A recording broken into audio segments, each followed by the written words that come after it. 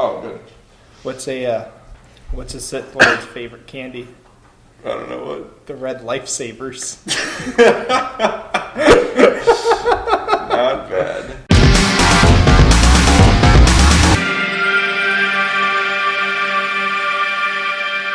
Hello, everybody, and welcome to 2M Football. I'm Mike. And I'm Matt, and we are continuing our trek through the NFC West. Haven't messed that one up yet. Nice. And this time we are making our pit stop in Arizona with the Cardinals. Not the St. Louis Cardinals. Nope, the Arizona Cardinals. And these Cardinals were 7-8-1 last season. They tied the Seahawks, as we just mentioned. They had to tie two. That was good for second place in the NFC West, but not good enough for a playoff spot, so their season ended there. And this was a season where the offense really struggled at times, and that all starts with the quarterback Carson Palmer. After a great 2015 season, the 37-year-old quarterback turned the ball over way too much, and his production was down in terms of yards and touchdowns. But I would say he wasn't helped by issues at receiver with Floyd, performance issues. Obviously, he got cut eventually, and John Brown suffering through some injuries. The best thing about this offense is their dynamic running back, David Johnson. And we're going to break all of this down in the next 20 minutes or so. Give or take. Go. All right, offense. Here we go. And we're done. The Cardinals' offense averaged 26 points per game last season, which was good for 6th in the league. They put up 367 total yards per game, which was 9th in the league. 259 of those were passing yards, which was 9th also. And they had 108 rush yards per game, which was 18th in the league. So back to Palmer. This January, we were hearing retirement rumors. We heard rumors that he pulled his kids out of school and was selling his house. None of that ended up being true. He says he's not retiring, and he will be back. This was his 4th season with the Cardinals, but his numbers were down across the board after his just phenomenal 2015 season. His completions percentage went down from 64 to 61. Passing yards went down from 4,600 to 4,200. His touchdowns went way down from 35 last year to just 26 this year. While at the same time, his turnovers went up. He had just 13 turnovers a year ago, 18 this past season, 14 of those being interceptions and 4 being fumbles lost. And, yeah, go ahead. Which is just weird because Palmer's a pretty, he's not like the Aaron Rodgers, Tom Brady, but he's not bottom of the pack either. He's a reliable, solid, he'll get you there quarterback. Yeah, he is. And their numbers aren't down drastically, but it shows you just what happens when those numbers dip. The team overall just doesn't function as well. Yeah, and some of these turnovers were very untimely. They were in their own on their own, side of the 50, and just gave the team great field possession and just things you try to avoid. And a lot of times they were bunched too. He had several games where he had over 2 total turnovers in the game, and that's obviously taking away opportunities from your offense to score points and giving opportunities to the other team to score And that points. also wears your defense down because they get off the field, they get 5 minutes to rest, and then they're back out there for a sustained drive, especially a red zone drive. And even though his arm definitely isn't what it once was, I think the talent around him this year was a little bit lesser than in previous years. Especially like you mentioned with the injuries. So one of the key injuries was their right guard, Evan Mathis. Once he went down with an injury, this whole offensive line seemed to crumble, and they allowed 40 sacks of Palmer, which was up from just 25 last year. That'll rattle your cage. Yeah, and Michael Floyd was another guy. He was pretty good. He had a productive 2015, but he had all kinds of issues this year. He was not performing well on the field. He only had a few big plays where he made an impact, and the rest of the time he was just a spot filler on the roster. Yeah, he got benched a couple times. Ended up having the DUIs and getting cut from the roster. I think even if the DUI didn't happen, I think there was a good chance that they may have taken the pay cut and released him at the end of the season. Yeah, I think you're right about that because they had already benched him. And another guy who had a huge year in 2015 was John Brown, the deep threat. He didn't have much of a role early on in the season and finished the year with just 39 catches. Even though he did appear in 15 games, he was struggling through sickle cell trait that just made him cramp up all the time, and he just couldn't play at the level he could a year ago. So there's 2 years left on Palmer's current contract, and he actually came out and said he would be willing to play a mentoring role to a young quarterback on the team, which is nice to see because I feel like that was not his mentality a few years ago.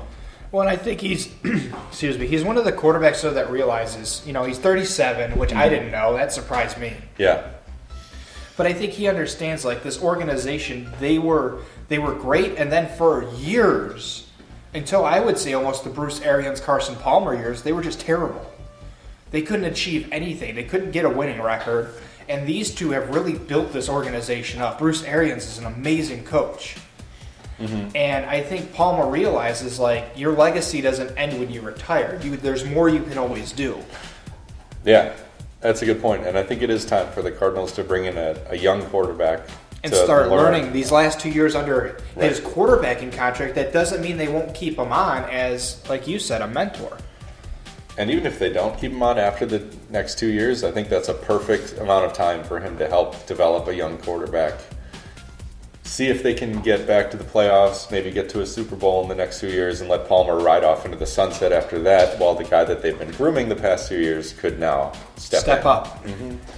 I think that'd be a nice way for his career to end.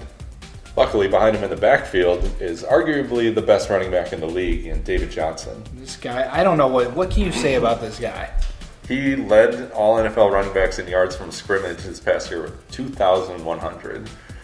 1,200 of those were rushing yards, almost 900 receiving yards, and 20 total touchdowns.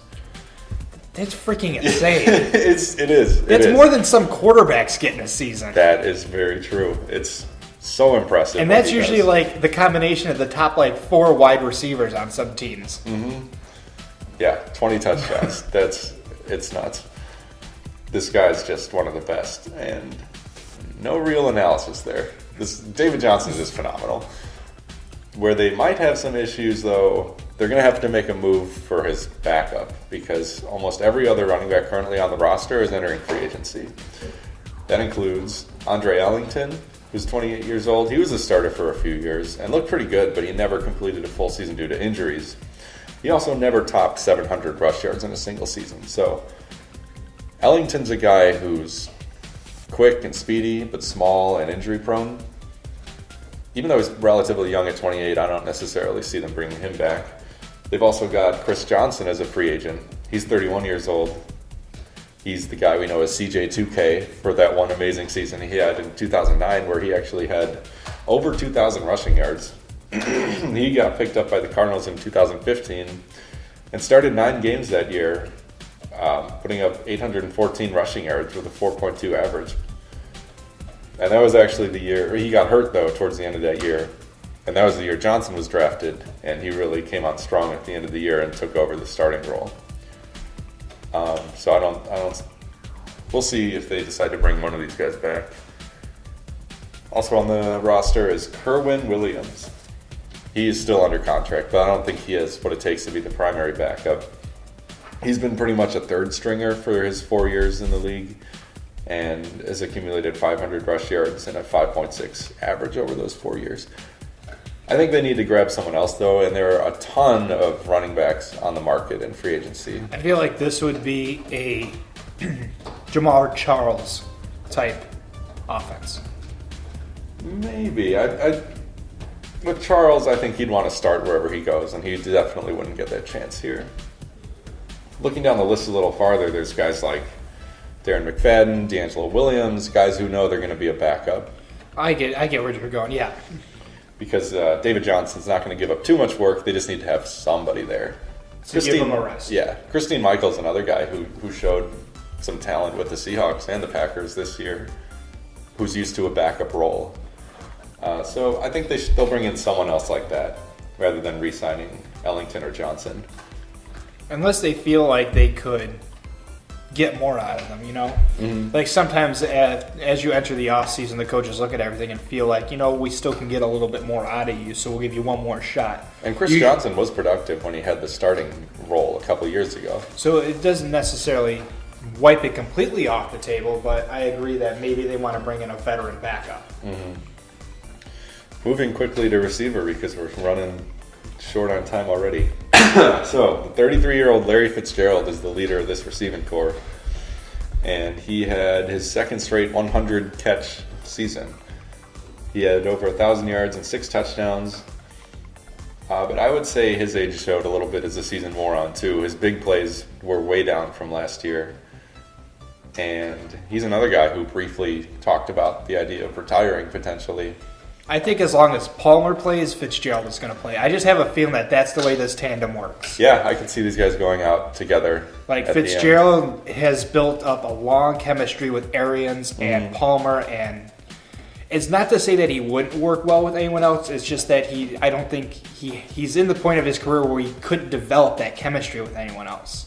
He's peaking while Palmer's peaking, so it only makes sense that these guys would, ride off together. Mm-hmm. And I think that would be a perfect way for them to end their careers. Yeah, I agree. We talked about John Brown a little bit already. He had a great season in 2015 with over 1,000 yards and a lot of big plays. But this year he was affected by that sickle cell trait. I'm no doctor. I don't know anything about it. But it's the same thing, I believe, that Tevin Coleman had. Yeah, you're right about that.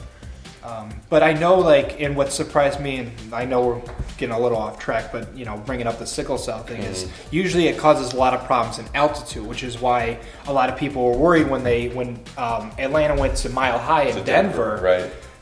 That, Coleman wouldn't play, and yet Coleman had one of his best games there because the doctor and medical staff stayed on top of it. Fluids, oxygen. So as long as the team looks at and takes care of it, John Brown could be a dominant number 2. Yeah, and I have a feeling that they're going to help him in the offseason. Right, and this February, the team president, Michael Bidwell, actually, in an interview said that Brown looks healthy and they think they have the issue under control. So that's good news for him. Hopefully he'll be able to I'd like to see him keep playing. Oh, for sure. And he'll be a deep threat that adds another dimension to this offense, just like it did in 2015. Another guy they've got is J.J. Nelson. He's a 24-year-old, just another one of these really fast guys. But I still think they need to bring in somebody else. I don't know if Nelson's ready to be the number 3 necessarily behind Fitzgerald and Brown. A guy that would be interesting to me is Kendall Wright. He's leaving the Titans in free agency. And I think he'd be a good veteran presence to bring in. And he's used to working the slot. Mm-hmm. Yeah, and he could use a change of pace because his career in Tennessee isn't going. Really kind of fizzled out after a couple good seasons. At tight end, they just re-signed Jermaine Gresham to a 4-year deal, which I was very happy to see because he had a significant role in this offense. 37 catches, almost 400 yards, a pair of touchdowns. He has some issues in run blocking, but that's more what Darren Fells is for. He's the blocking tight end on this team. And then moving into the offensive line, mentioned at right guard, Evan Mathis is one of the better ones in the game, and when he went down with injury, they had a lot of issues. The backups just weren't good. He'll be back, though. They just re-signed their center, A.Q. Shipley.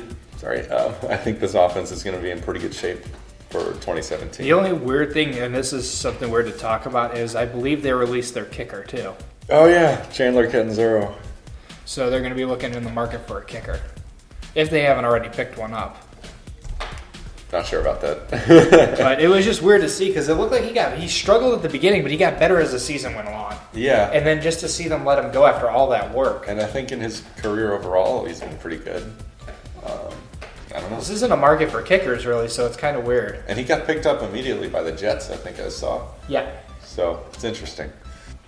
That's about it on the offense. All right, over to the defensive side of the ball. The Arizona defense, not a bad unit. I mean, they were 14th overall in points, allowing 22.6. They were second in total yards allowed, allowing 305. Fourth in passing yards with 210, and ninth against the rush with 95. So, top 10 defense overall. The points killed them. I believe that they were tied in the league for allowing the most field goals, an average of 14. And even though that's only 3 points, those add up pretty quickly. Yeah. And especially in close games, that 3 points, how many times have we seen it come down to a game-winning field goal? Yep. The problems that I've seen with this defense, though, if there are any, is their man-to-man goes through phases. There are times where they're very physical, they're right on top of the guy, the coverage is great. And then there's other instances where they allow the receivers to get behind the corners. And with some of these receivers, as we've talked about, and we'll mention many more times, they're tall, they're physical, they can jump. And all they got to do is time it a little bit ahead of the corner, and they can go up and get the ball. Right. Before the corner even has a chance to make the play on it. Against the Rams, which was week 4, the pass rush looked like at times it wasn't the best. And Casey Keenum, as we'll talk about in our Rams section, I have to give him credit though. He can be tough. I watched him against some of this Arizona, and watching him dip and duck and dive under some of these pass rushes was like, this is a guy everybody's making fun of. Like, he sustained a play. Like, granted, he threw a pick after that, but but the fact was, instead of a sack though, he was actually able to get the ball out. Preferably to his own players would have been nice, but hey. The one player I focused on was their free agent Jenkins, which is one of their cornerbacks. His 9th season in the league, he tore his ACL in his right knee in the second preseason game, and that was it. He did not see the field the rest of the year. His best year was a couple of years ago in Oakland, and in the past couple of years, he hasn't played a full season. He's been very injury prone, going out with a knee injury. He had a groin muscle injury, hamstring problems last year on and off. And in a defense that needs man-to-man help, I think they should release him because there's a very good draft pick that I think they could grab. Akello Witherspoon out of Colorado University. He's 6'3", 198 pounds, so he's thin but he's tall. And he ran a 4.540, so he's pretty quick. Yeah. And his vertical is what got me. I didn't write down his numbers, but it's weird to watch them say I watched him jump, because it wasn't just the height that got me, but it was the fact of his stance. When he jumped up, he would land in a way that was solid. So it's not like an offensive player could push him and knock him over. Yeah. My only concern is, even though he's fast, he's got the jump, he's got the height, he's got the speed, is if these receivers get physical with him, what's going to happen? But I think he would be a help to an aging cornerback that's just riddled with injuries. Yeah, they've got a great number 1 in Patrick Peterson, but you're right, they could use someone to fill that role across the field from him. And with Peterson taking the number 1, your big body receivers, this would almost be perfect for Witherspoon because he'd be covering the number 2, which is generally your quick guy. Yeah. Or even move him into a nickel formation and have him cover a slot. Right. Cool. Another move they made that I liked was re-signing their outside linebacker Chandler Jones, who they had acquired from the Patriots during the regular season. They signed him to a 5-year, $83 million extension. Can I have that extension? Well, are you as good a linebacker as Chandler Jones? I don't even think I was like a pinky finger for the talent that man has. Me either. I like the move, though, because Jones is great, and he will be a good anchor for this defense. It will make them play harder for that pass rushing that they desperately need to get. They've lost a couple key free agents on the defensive side, though. Defensive end Calais Campbell, he just got signed by Jacksonville. And the strong safety Tony Jefferson was signed by Baltimore. And that one they sort of already addressed. They acquired Antoine Bethea, who was from the 49ers. So they filled that hole. The only problem is Bethea is 32. Yeah, so. It's not a long-term solution. Right, so it's definitely something to kind of pad it while it's like a patch. They kind of cover it with a Band-Aid, and they're like, we'll fix this in a few years. Yeah, I would say in addition to a number 2 cornerback, as you mentioned, they should acquire in the draft, they need to look at their line, because one of their defensive tackles, Frosty Rucker, is also entering free agency, and it's looking like he won't get re-signed. And Mike just looked at me because I was throwing things, because my other notepad has all my draft analysis, and I didn't bring it. Because I'm a terrible host. You're fired. Wait a second. Well, on that note, I think you know what it's time for. Too long, didn't watch segment. The TWDL 47. So close. Like a droid. So close. Yeah. Just gonna sit over here and think about what I've done. Yeah, I'll handle the rest of the show. So the Cardinals were 7-8-1 this past year, second in the NFC West, no playoffs. The offense struggled a bit, and that all started with the 37-year-old quarterback Carson Palmer. He had way more turnovers this year than the previous year, and He wasn't helped, though, by his receiving core, which had Michael Floyd, who had performance issues, then was cut. John Brown didn't play that much this year because of injury. And David Johnson's a stud. And Ensign. John Brown should be coming back healthy next year. Fitzgerald will be back too. But I say they need to acquire another receiver through free agency to take over that slot role. I would almost say, too, they should try to find a good backup right tackle, just in case there is another injury. You saw what happens when it did happen, right and guard. You couldn't fix it. Or right guard, I'm sorry. Yeah. So, that's something that you found a weak spot in and you want to address. Because clearly your backups are not backup worthy. Mm-hmm. And there are some good ones out there. TJ Lang from the Packers is still available at guard. DJ Fluker is only 25 years old. He's been with the Chargers. And, Yeah, but we saw, the Chargers' offensive line was just as garbage as anything. So I don't know if that'd be an improvement. That is true. There's a reason he's that young and not getting picked up on the market. And then on the defensive side, Matt, you can come out of your corner and take the shame hat off. Thanks, boss. Defenses look pretty solid. I mean, they were top 10. They allowed, 22.6 points, so they were 14th in points, which is their lowest rating. And I think a lot of that just is their man-to-man isn't consistent. But with an aging corner in Jenkins, I think that's something they could address, especially because he didn't play with a torn ACL.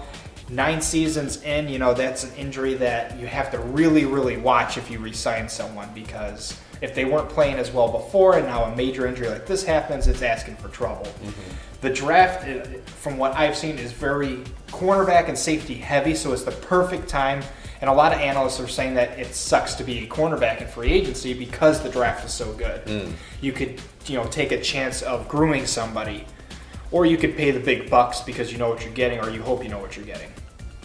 But I see no reason that they shouldn't draft Witherspoon, use the offseason to sort of get them prepped, and then have them see action, release Jenkins, and that'll strengthen their second corner.